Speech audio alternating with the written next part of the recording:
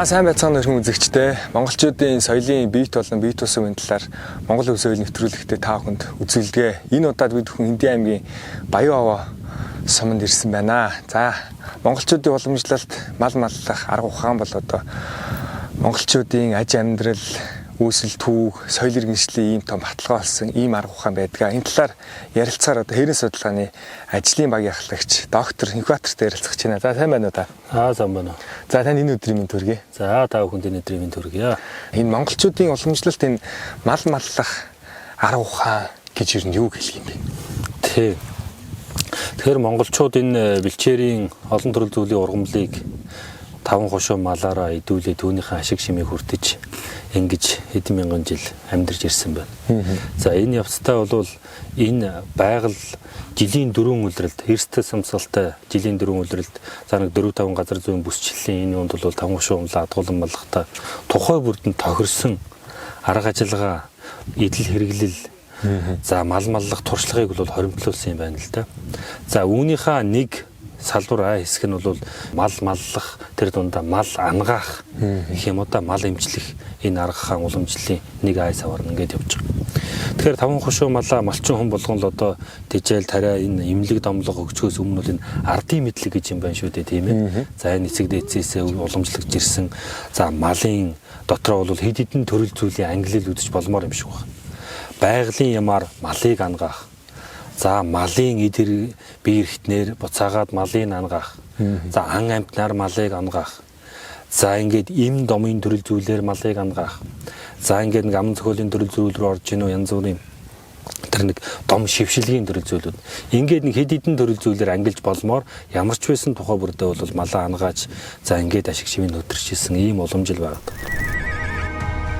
Хүн төрөлхтний соёл иргэншлийн түүхнээ нүүдлийн мал аж ахуйг үүсгэн төгөлдржүүлэн хөгжүүлж өнөө цагийг хүртэл уламжлан хадгалсаар яваа үндэстний нэг нь Монгол.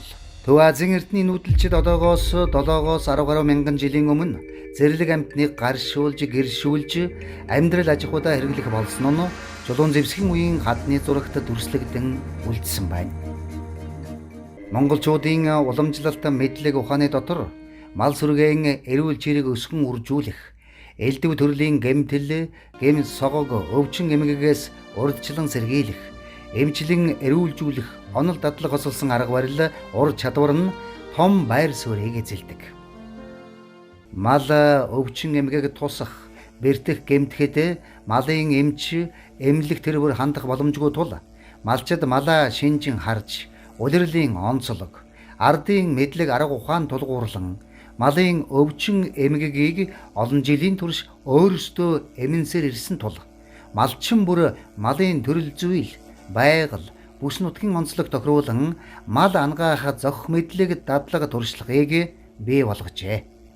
Малд тохиолдсон өвчин эмгэгийг бэртэл, гэм согогийг ангаан эмчлэхдээ ханах, хатгах, төөнөх, домнох, эвдэн оруулан барих зэрэг олон аргыг ашиглаж байсан нь малчдын амьдрал ах үе дээр өнөө хүртэл уламжлан үлдэж мөн судлаачдын бүтээл баримтат гяноонд хадгалагдсан үлджээ. Бүглөг гаргаж уургийн цадтал хөхүүлнэ. Мал сүргэн өвчин эмгээг тусгай сэргийлэх хамгийн урьдчил арга бол нутаг бэлчээрийг зөв сонгож эмчилгээнд ашигладаг ховор ургамалтай газраар малаа хариулдаг.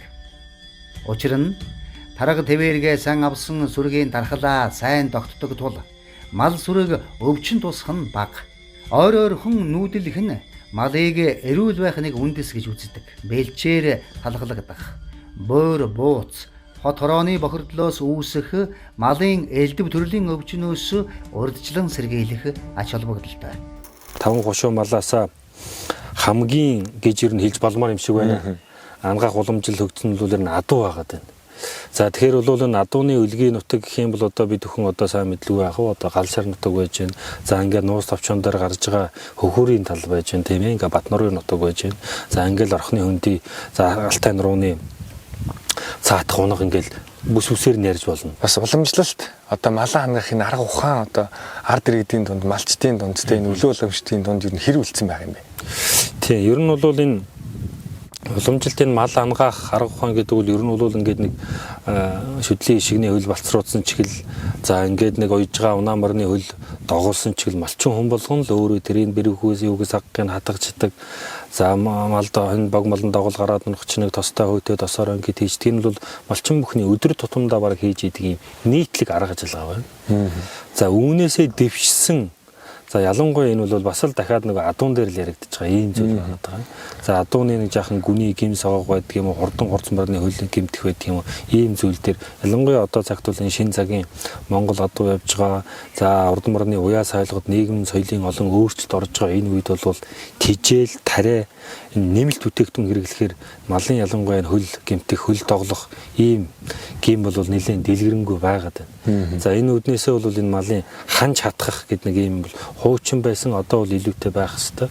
За ялангуяа хурдан морны ханж чадахын арга ажиллагаа энэ уламжил дээр бол арай нөгөө нэг малчин хүн болгон хийгээд өдөр тутамдаа хийгээд байгаас илүүтэйгээр жаахан мэрэгсэн төвшөнд өрөл дөрөв хуруу өртөө сөөм хэртээ одоо тэр юуг чинь төмрийг малын бие эргэтэн рүү явуулаад арьс үсийг хөндөчихгүй яг л хөрөй гэсэн газараа тэнд нүжирсэн цус байна уу ончирсан юу байна уу шөрмөс өнө тэрийг л одоо зангилаа тайлах тэр буглаа гаргах тэгж яаж байгаа учраас амьд малын дундуур ингээд явуулж байгаа нэлээд мэрэгжлийн төвшөнд хүрээд ирж байгаа. За ингээд малчин хүн бол зарим нэг 10 төрлийн суд сатгадаг байх жишээтэй. За ингээд яг нь уламжлалтын ангаах ухааны эмнэлгийн талаасаа бол одоо олон төрлийн судс ингээд цэгүүд тэмдэглэсэн байж байгаа хэвээр. Ердийн байдлаар малчад бол нэг 27-30 төрлийн судс бол хатгадаг юм нийтлэг байдал бол харагдаж байна та.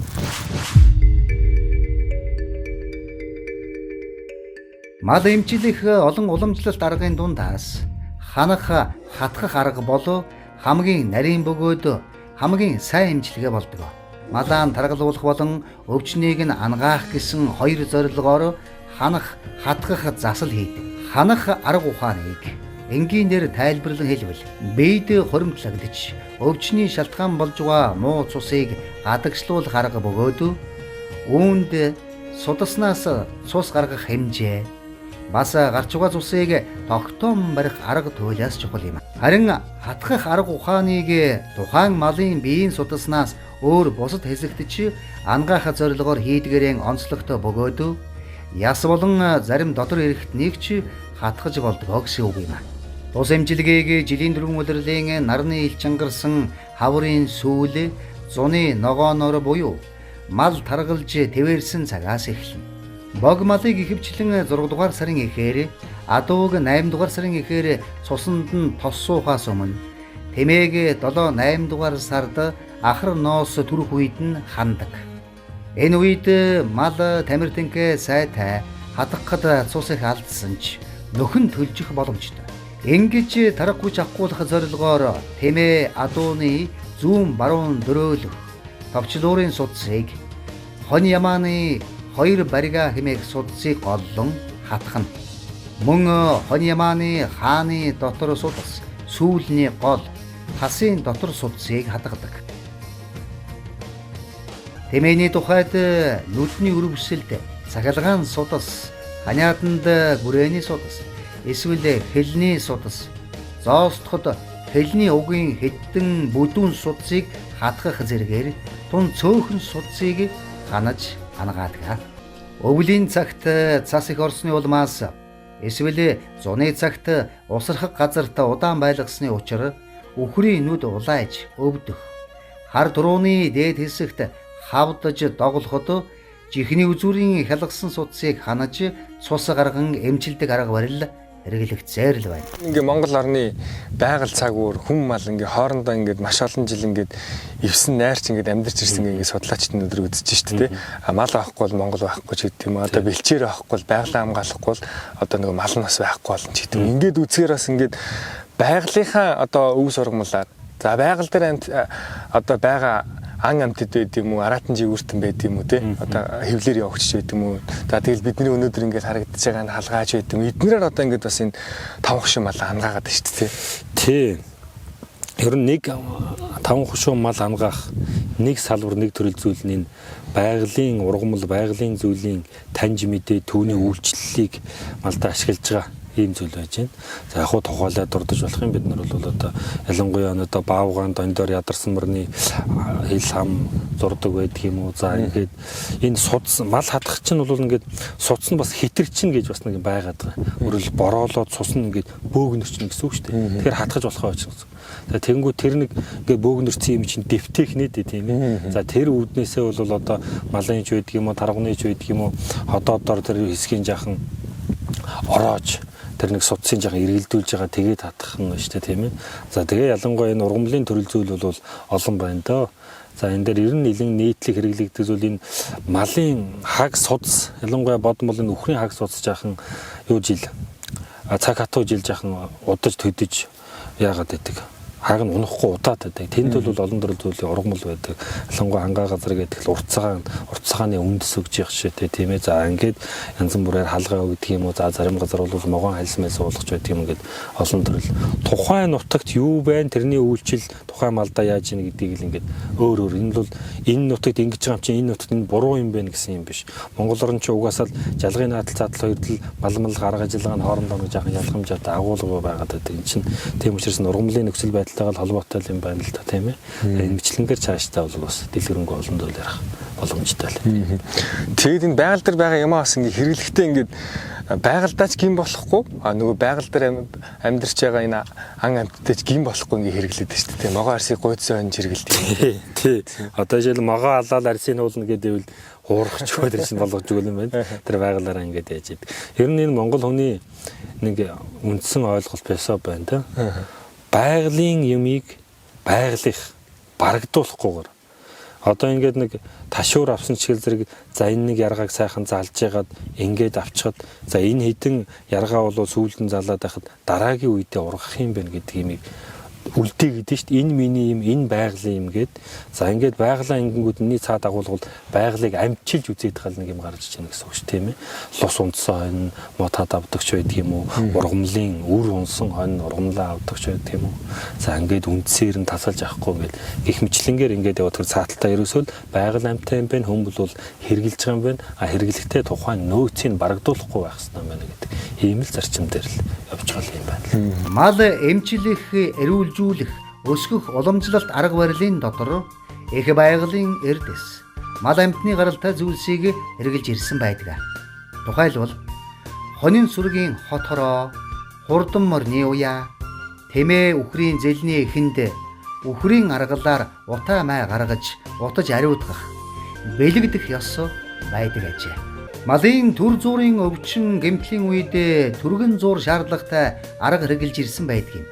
Жишээлбэл хаврын мал төллөх цагаар хонь ямааны хаг саатах үед могоон гуйцсан хальсыг чанаж шүүсийг нь өхөн түгээмэл байжээ. Мөн малын хаг саатахад чихэртэй шар будаа чанаж өгөх, цагаан мөөг боцолгож уулгах арга хадгалагдсан байна. Одоо жишээ нь байгалийн шинжилгээ ухааны эрдэмтэд ингээд ийм эрэг холбоог ингээд алдагдуулахгүй байж иж өөрөө байгаль нөхөнс төлж идэг. Амьтад ч гэсэн яг тэр одоо эрэг холбоогоор өөрөө зохицуулагдаж байдаг гэж үздэг шүү дээ. Таны одоо ингээд яриануудыг ингээд сонсчихд ингээд ерөөсөө л ингээд манай монголчууд ч яг нэг Төв Азийн өндөрлөгт анх одоо нэг өндөрлөгтөн үүсэн бий болсон цаг үе. Тэрнээс цаашаагач байд юм ингээд мал аж ахуйгаа эрхлээд ирсэн нэг ийм язгуурын нэг ийм үндэстнүүдийн нэг байгаад байна шүү дээ. Тэр талаар яа. Тэ энэ ч одоо ерөөсөн монголчууд айхтар бодож байгаа ухаантай ихээсээ илүүтэйгээр их прагматик ардсан. Яг ингээд одоо шил монголчууд ингээд тэнгэр шүтлэгтэй, тэнгэр заяатай гэж ярьж байгаа. За энэ үнд ш тийм. Гэхдээ нөгөө 5 хушуу малыг чинь маллахта тэнгэр харж ил гаргаж байгаа байхгүй юу?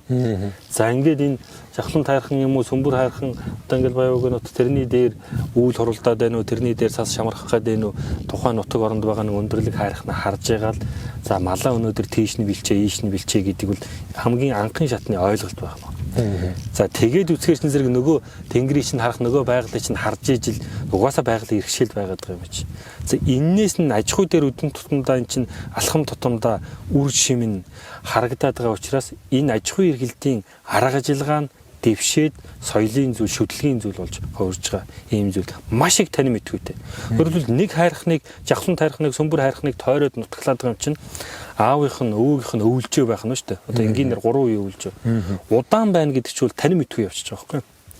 Эндээ нөөлөхтэй, эндээ нөмөртэй, эндээ хожир бардзантай, эндээ шуурхтай. Ингэж болно, ингэж болохгүй ингээ мэдлэг ухаан уламжлалтад ирсэн биз дээ. Тань мэдхүй их явцсан байх тусам энд хайрлах, хүндэтгэх. За ингээд сонин содон зүйлүүдийг мэдээд авсан бол дараа үедээ уламжлуулах ийм зүйл явж идэг. Үүнээсээ нөгөө шүтлгийн хэлбэрчнийн дээр дамжаад явж идэг. Хайрлах энэ хэлбэр. За энийгээ журамлаад Монгол бол одоо төрсөн нутаг гэж нутгийн тухай ойлголт эндээс гарч идэг. Ийм л учиртай. Ингээд малчтыг ингээ хараад хаад өнөөдөр хүмүүс за ингээ Монголын уламжлалт маллах арга ухаан одоо ингээд өөрчлөгдөж байна да гэж зарим нь бодож шиг. Би ингээд тав хоног дагаад ингээд явхад ингээд малчтын одоо амьдрах сууц нь одоо гэр болон одоо зөөврийн байсан хосолсон хэдий ч ярианых нь өнгө айсан нөгөө нэг өвөг дээдсээс уламжилж ирсэн язгуурын нөгөө малаа амжилах ардын борорч байд юм уул усаа тахих байд юм тэр нь ингээд үлдсэн юм шиг санагдаад байгаа байхгүй. Таны бас судлаач хүний хувьд харахад ер нь санагдав. Тий. Одоо яг хуу нийгэм соёлын нөлөөлөл гэж юм байна. Тэр үүднээсээ бол одоо яг бидний амьдарч байгаа энэ үе ялангуяа 90-ад оноос хойш бол маллах арга ажиллагаанд бол цөөнгөө нөлөөллүүд гарч байна. Гэхдээ энэ чинь өөрчилж бас болохгүй юм. Өөрчлөхөр энэ аж ахуй чинь өөрөө алдагдчих учраас малчид нөгөө өмнөх юугаа санагалзаад өмнөх юугийнхаа үр шимийг яриад байна гэдэг бол тийм л учиртай. Монголчууд өвөл хаврын цагт ядарч дөрөөдсөн малаа тэнгэрүүлэхдээ олон төрлийн уламжлалт арга дом засал хэрэгэлдэг. Тухайлбал турж ядарсан адууг Монгол өхрийн өөхөр утна. Утахдаа гэнт хэмжээгээр утвал улам дордох бөгөөд хол зайнаас баг багаар үнэрлүүлвэл сайн гэдэг. Өхөр чацаг алдвал адууны хомоол буцалгаж уулгах. Адууны хамууг цагаан тэмээний шээсээр шавших зэргээр эмчилнэ. Ингэхдээ уулгах, долоолгох, шавших, шүрших, угаах, утах, түрхлэг хийх, хайрах, төөнөх, огтлох, хаглах, татлаг, иллэг хийх, ханах, хатгах арга ухааныг ашигладаг. Монгол малчин зүм бэлэг, дом шившлэг, итгэл бишрэлийн шинжтэй зан үйлийн зарим зүйлсийг мал эрүүлжүүлэх, гэм согог, өвчин эмгэгээс урдчлан сэргийлэх арга болгон амьдрал ахуйдаан хэрэгэлсээр иржээ. Үүний жишээ нь адуун сүрэгтээ сайн хэмээн бүрэн тоноглолтоо эмээл хазар бэлтгэх. Үхэрт сайн ивэлтэй гэж өмхий хөрөнгийн арьс ээлдэж гэрт хадгалах. Хот хороо зил уяандаан сан тавьж ариутгал хийх. Таван хошуу мал сүргийн өсхийн бэлэгдэл болгон дүр дүрсийг сийлүүлэн хадгалах. Сарлаг өхөр өсөж олширход хүргэдэг хэмээх уламжлал эдүүгэн хүртэл хадгалагдсан нь судалгааны явцад илрэн гарсан байна. Бэлчээрийн мал аж ахуйн хөгжил гэдэг бол нэгэнт өөрийн төвшөндөө хүртсэн байна. За энд бол нөлөөлөл ярьж болно. Түүнээс машин тэрэг орж ирээд ч юм уу цустай адуу орж ирээд энэ хөгжиж байгаа фермер орж ирээд хөгжиж байгаа гэсэн энэ асуудал өөр зүйл юм. Энийг бол одоо бидхэн ингэхээр хөгжиж байна гэдэг ярих нь бол бас жаахан учир дутагдал тал руугаа бид бас ойлгож явах хэрэгтэй юм. Монголд одоо ингээд ер нь байгаль цагуураа тагсан соёлууд одоо ингээ угсаатны соёлууд ингээ хөгжиж байна гэж. Тэнгүүд Монголд нэг 3 том нор байна шүү дээ. Алтан нуруу, хангаан нуруу, хинтийн нуруу. Бид нар одоо ингээ ер нь ингээ хинтийн нуруугаа дагаж одоо амьдрдаг ийм ард түмний одоо нутаг дээр ирчихсэн ингээ ярилцаа сууж байна. Энэ ард түмний одоо амьдралын онцлог хэм маягч гэдэг юм уу те. Ер нь одоо бусад одоо газруудаас ер нь ялгаа нь юу байд юм бэ? Тийм. Ер нь газар зүйн бүсчлэлээр уулаар юм уу, усаар юм уу, ерөнхий бэлчээрийн ургамлын дөрөв зүйлээр энэ төр бол ангилж болно. За ингээд энд бол одоо энэ тийм тал хэрийн бүс үүж юм тийм ээ. За тал хэрийн бүс байгаа учраас адаглаад л энэ малтаа явах адаглаад нэг малчин хүн харагдаж байхад уурга барахаас өксүүлээд арайныг ялгамж чадаа болно гэсэн үг тийм ээ. Энэ тагчлал дээр бол энэ чинь бол одоо мал руу явах чинь бол уурга бариад явж байна. За өндөр уулын бүс дээр бол бугуйл бариад явж байна шүү тийм.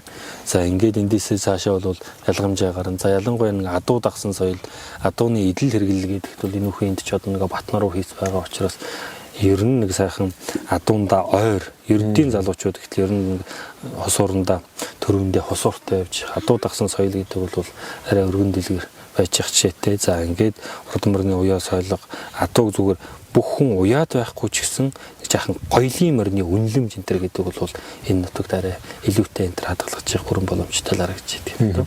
За ингээд ингээ хойшхон тал руу ингээд явах ч бол нөгөө ан аавын соёл их яригдана.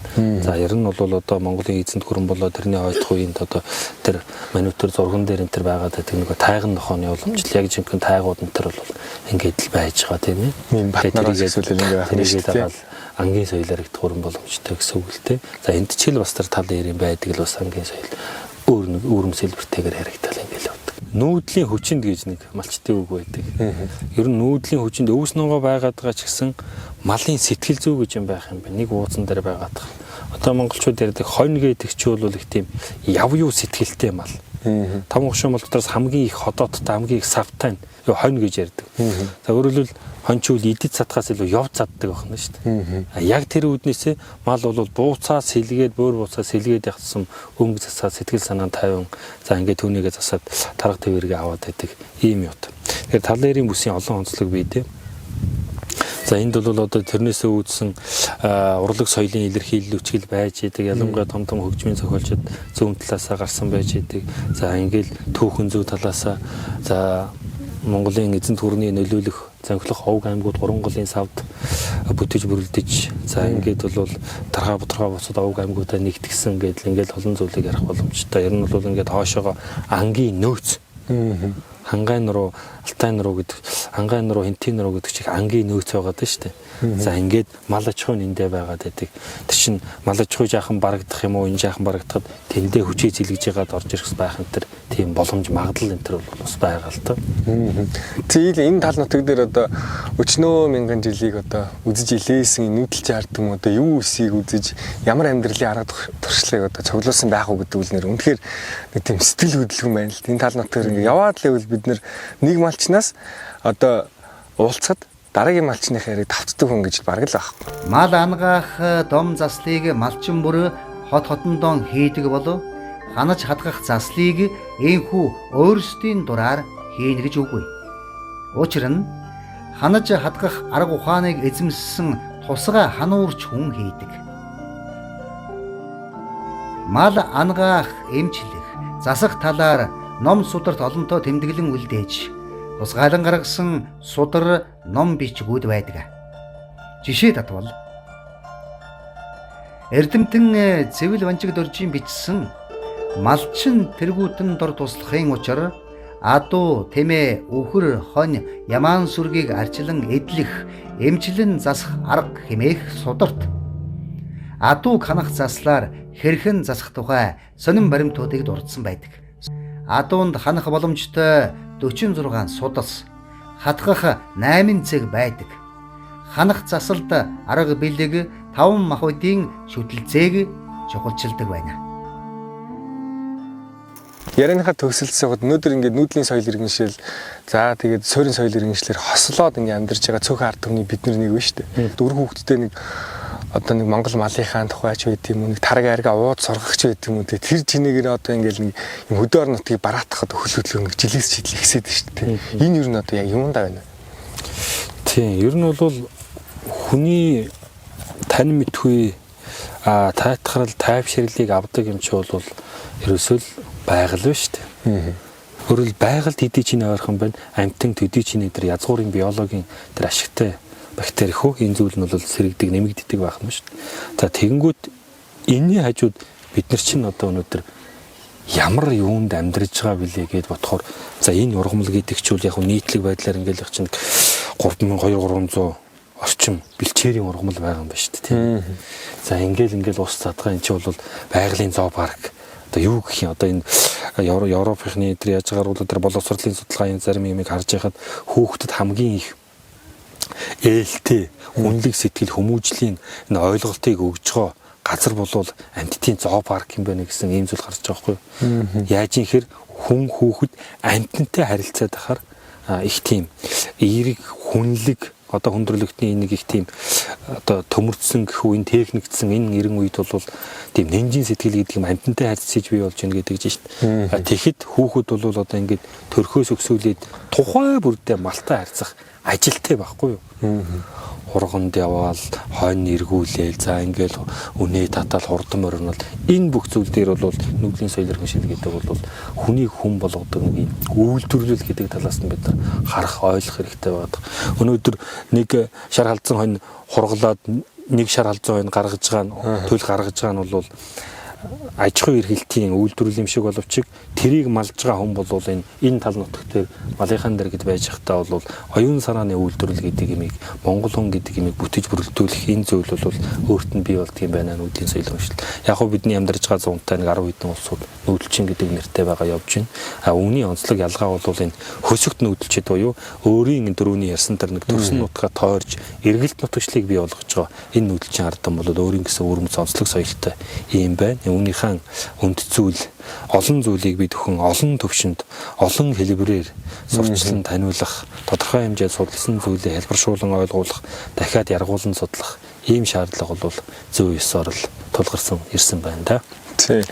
Монголчуудын уламжлалтын нүүдэлчин соёл, малчин соёл гэдэг үл ерөөсөө л монгол хүний энэ өнөөдөр ингээд монгол хүнийг бүтээе бид нар те монгол хүүхдүүдийг нэг монгол олгоо гэвэл одоо яг энэ орчинд ирж ижил нэг малын үг хэллэг, малын зүс чийжлэхээс ахуулаад за тэгэл одоо ингээл зүгээр энгийнээр бол ингээл нэг наран түлэгдэж үзээд нэг айргаа шавшигч байдаг юм нэг өөрийгөө эмчилчдэг. За тэгээд нэг халгаан түлэгдвэл одоо яадаг чи айргаа шавшигддаг юм. Ингээл ирүүл ингээд хүний нэг юм амьдрах чадвар одоо ч нөгөө нэг юм хувь хүний хөгжил гэж яриад байгаа шүү дээ. Хувь хүний одоо нэг дэсэн чадварлах байдлыг бол одоо хүн ер нь ингээд юм алчтай амьдралыг хараад ч юм уу хөдөө өсөж байгаа хүмүүсийг харахад ер нь одоо нэг юм туулах чадвар сайтай машин гэдэг шиг энэ амьдрал одоо ингээд юм амьдрах чадвартай, дэсвэртэй, сэтгэл зүйн хаттай энэ хүнийг бэлтгэж өгдөг газар бол ерөөсөө л одоо нүүдэлчин ах вэ? Нүүдэл малчин амьдрал гэж тойжрахаас илүүтэй энэ байгаль гэж ойлгож болох юм байна тийм үү? Тий угаасаа байгаль байна.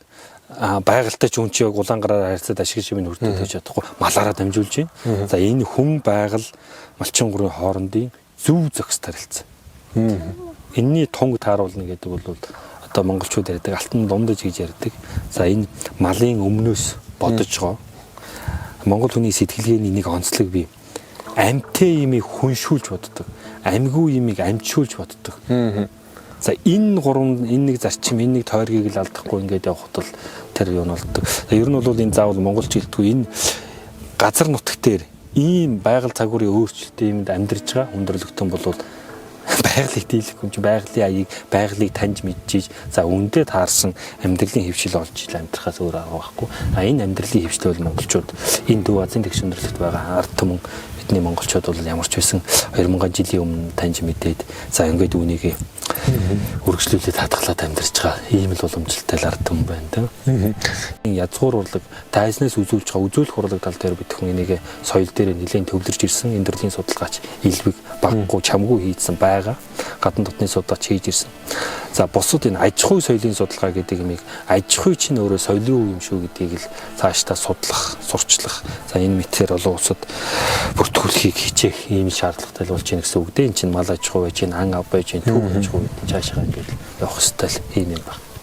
За танд баярлалаа. Монголын соёлын өв дэлхийд хөгж байгааг нэг баталгаа бол одоо Монголд энэ Монголын газар нутгийг зүгээр л үзэх гэж за Монгол малчныг зүгээр л харах гэж ирж байгаа энэ гадна дотны судлаачид одоо аялагчид жуулчид л одоо энэ Монгол соёл одоо хүн төрөлхтний өн өртний соёл яалтчгүй одоо хүн төрөлхтөн хөгжийнхөө хэрээр судлаач хэлж байгаа шүү дээ. Байгалийн илүү санагалцтай юм байна. Илүү байгалийн ийм зүйлийг эрхлүүлдэг юм байна гэдэг нэг баталгаа бол өнөөдөр ингээд харагдаж байна. За ингээд бидэнтэй хамт байгаа үзэгч та бүхэнд баярлалаа.